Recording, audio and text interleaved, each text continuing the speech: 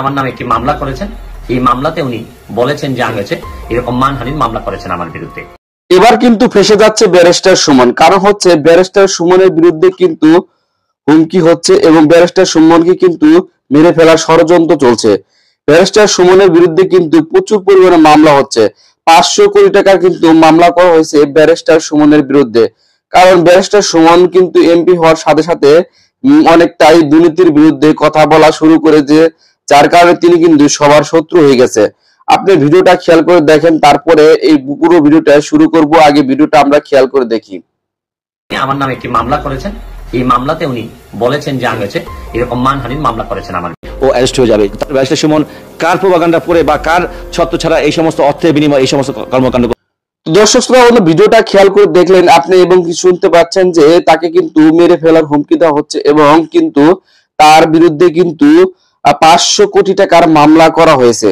কারণ হচ্ছে তিনি কিন্তু গত কয়েকদিন আগে আব্দুস সোবহান গোলাপ এর বিরুদ্ধে কিন্তু একটা দুদকের অভিযোগ এনেছিল, যার কারণে কিন্তু সেই দুদকের অভিযোগ প্রমাণ করতে পারেননি এবং আব্দুস সোবহান গোলাপ কিন্তু 500 কোটি টাকার মানহানি মামলা করেছে ব্যারিস্টার সুমনের বিরুদ্ধে।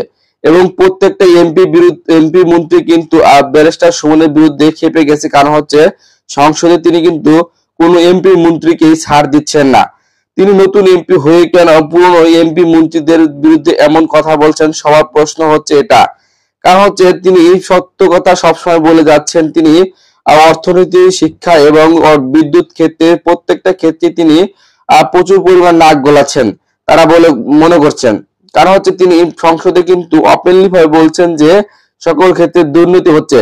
তিনি প্রধানমন্ত্রী শেখ হাসিনার সামনে কিন্তু সকল এমপি মন্ত্রীদেরকে কিন্তু হুমকি দিয়ে যাচ্ছেন, বলছেন যে দুর্নীতি যে করা হচ্ছে এটা যদি সমাধান না করতে পারেন তাহলে কিন্তু তাদেরকে ছাড় দেওয়া হবে না।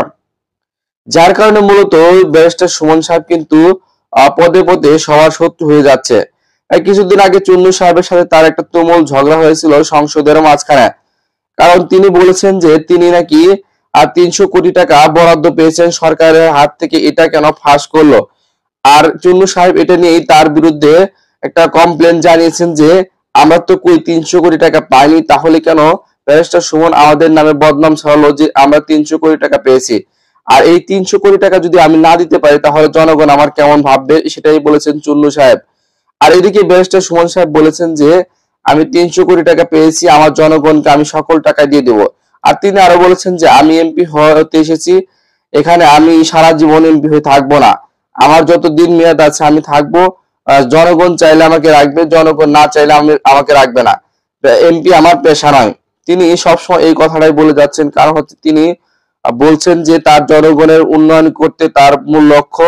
তিনি তার এলাকাকে কাতার এবং সিঙ্গাপুরের সাথে তুলনা করেছেন, অনেকের শত্রু হয়ে দাঁড়িয়েছেন।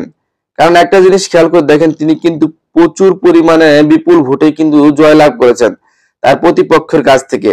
এতে করে তিনি স্বতন্ত্র প্রার্থী হয়ে যদি এইভাবে জয়লাভ করে তাহলে কিন্তু একটা শত্রু হয়ে দাঁড়ানোর সম্ভাবনাই বেশি। কারণ তার যে প্রতিপক্ষ রয়েছে তারা কিন্তু তাকে কেউ পছন্দ করছে না, তার বিরুদ্ধে কিন্তু ষড়যন্ত্র চালিয়ে যাচ্ছে আর বিভিন্ন হুমকি ধামকি এবং মামলা করে যাচ্ছে। দেখা যাক যে আসলে ব্যারিস্টার সুমন এই সমস্ত হুমকি ধামকি টিকে আসলে কাজ করে যেতে পারে কিনা।